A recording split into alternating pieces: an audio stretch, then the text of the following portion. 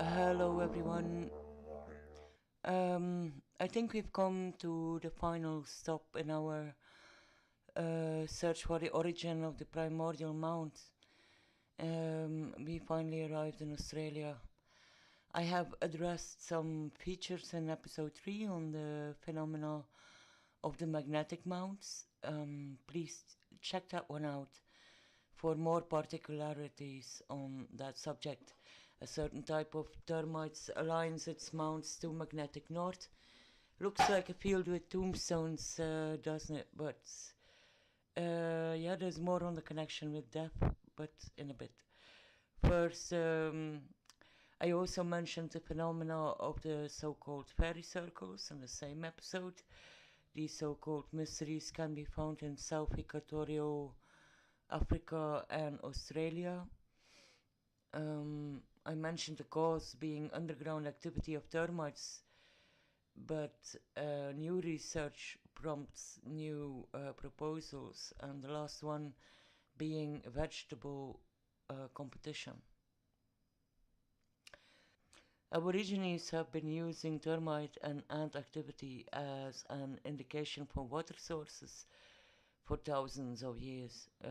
Termites not only mine water from deep depth, their activities change the underground water household.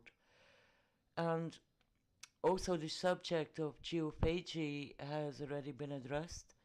Medicinal traditions among certain groups of Aboriginals prescribe the use of termite clay for consumption during pregnancy or to deal with gastroenteritis. Termite clay as a digestive would automatically be used after the consumption of specific foods like guana, turtle or yams, for example. Sometimes they would drink an infusion, sometimes just eat the clay. They were well aware of the different species of mounds and their specific medicinal values.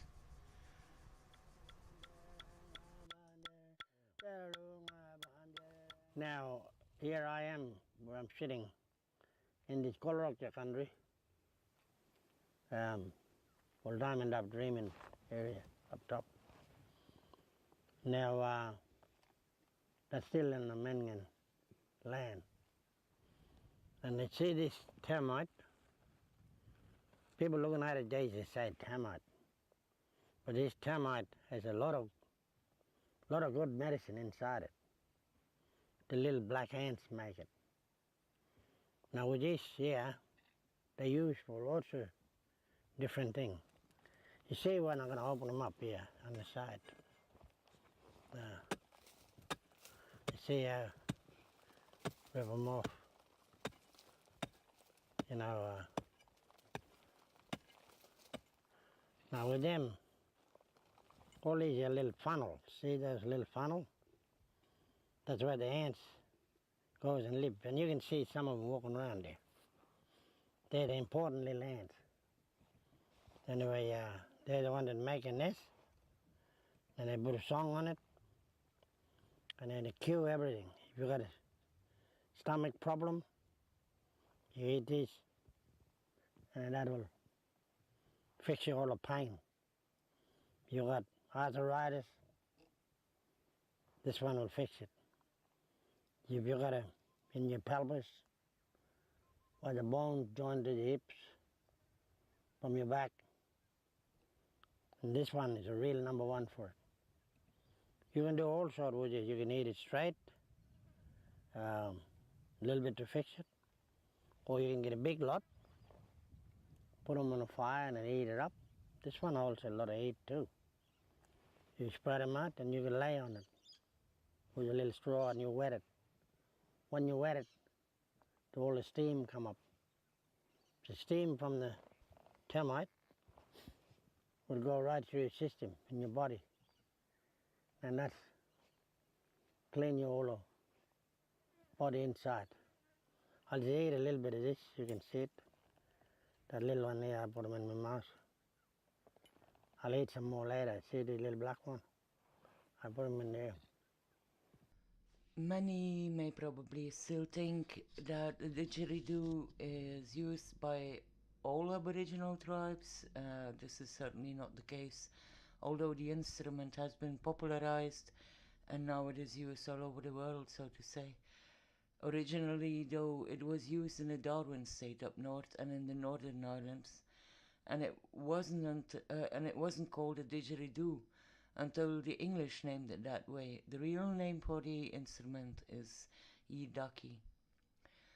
One particular myth from the north speaks of a supreme god who orders man and women to sing all plants and animals into life, and he also gives them the didgeridoo in order to do so.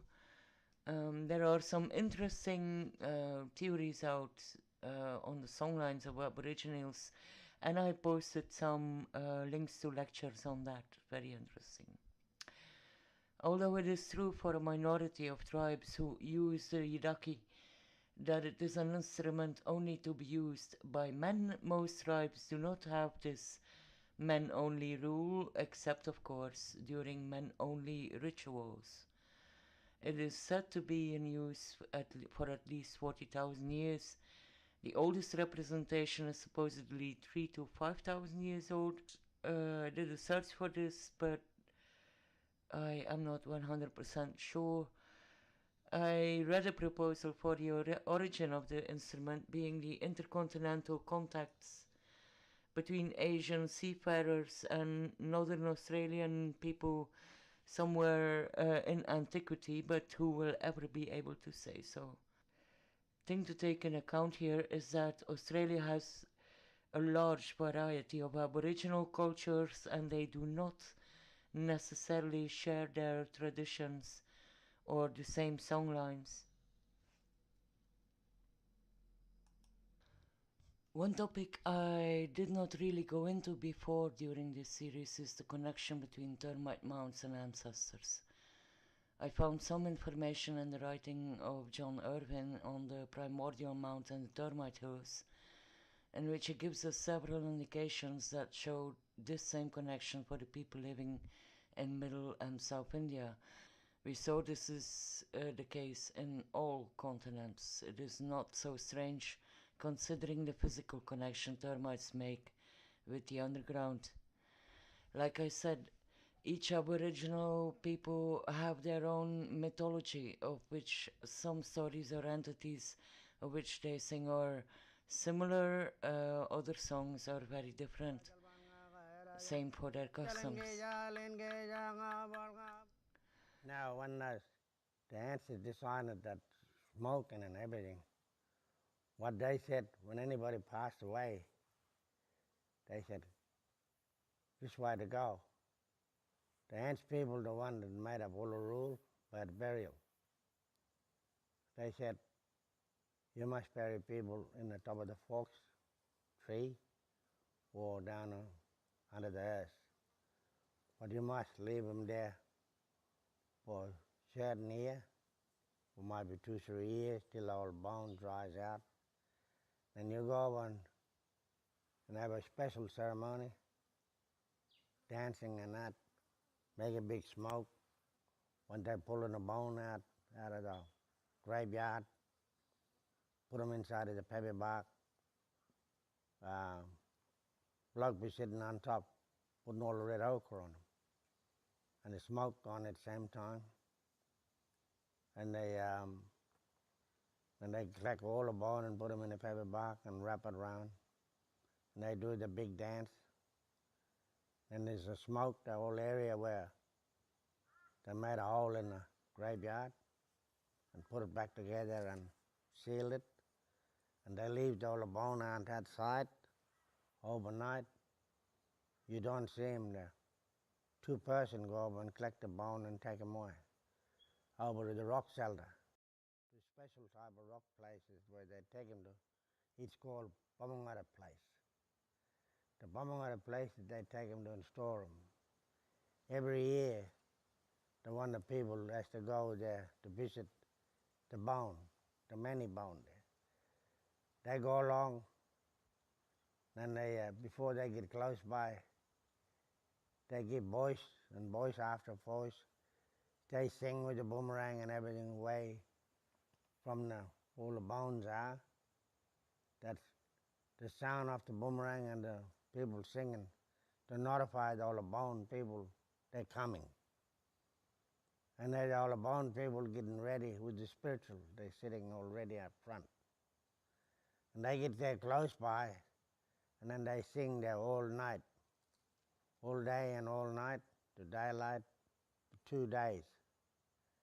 And after the 2 days, before they leave, they have a special type of, they collect all the leaf from the river gum. They make the fire and then smoke one another out. To smoke the one another out, to get the bad spirits away from their mind, because of some of their family in there and all that. Then when they leave, they get another type of leaf. When they walk in the queue, then one bloke in a tail dragging his leaf along, brush all the footprints away. Doesn't leave any mark. And that way, all the bone people was giving them a clearance to say you can swim in the water, you don't get attacked by anything, you can walk through the long grass, nothing will hurt you. They keep clearing, they're removing all the dangerous pieces away from you. And they, through the ceremony, those all bone people. And all of them design was put together by the red ants.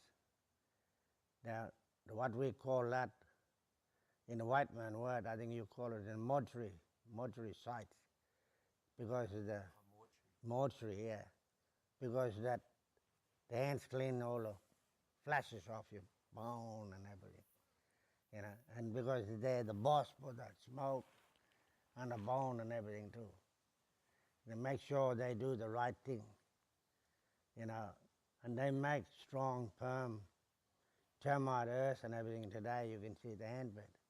But the ant bed is also there's all different medicine in it that they make too, you know. And the ants are one of the good designer.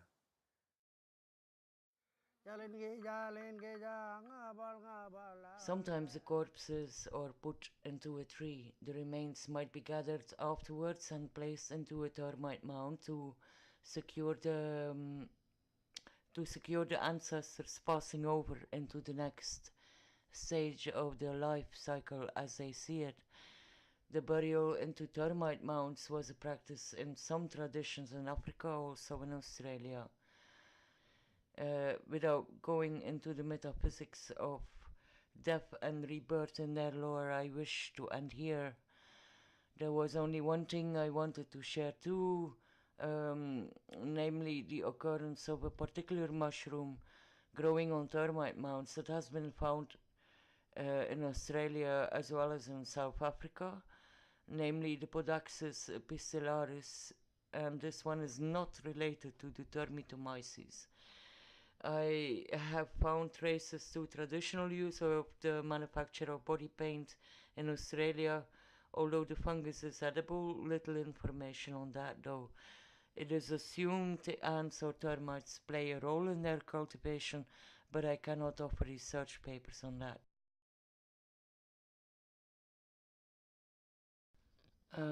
I mentioned that fungus before, since it is a fungus that grows in desert area, and it will often appear out of the blue, out of the sun, I mean, after a electric storm. I once heard an older Berber say that this is the actual biblical manna, and I was kind of thrilled at the moment about this possibility, but anyhow, it is just a suggestion. So, I am more or less at the end of this story here. Of course, there will be a final episode, a summary of all this. There are still some loose ends and some material I couldn't fit in yet. There is some vitriol too. I can't leave out the rather ugly facts that I found related to some hypes that I had to deal with. And yeah, well, I will deal with it, but don't wait for it though. It has been a long but most amazing travel altogether, and yeah, I'm glad it's finished. And because yeah, there's tons of swastika material left to dive back into. It's that swastika thing is way more than kumbaya stuff worth taking under the magnifying glass for a bit. To those of you who tuned in, left me a comment or a like, it's much appreciated. It really is, and I hope to see you all soon in the future. Bye bye.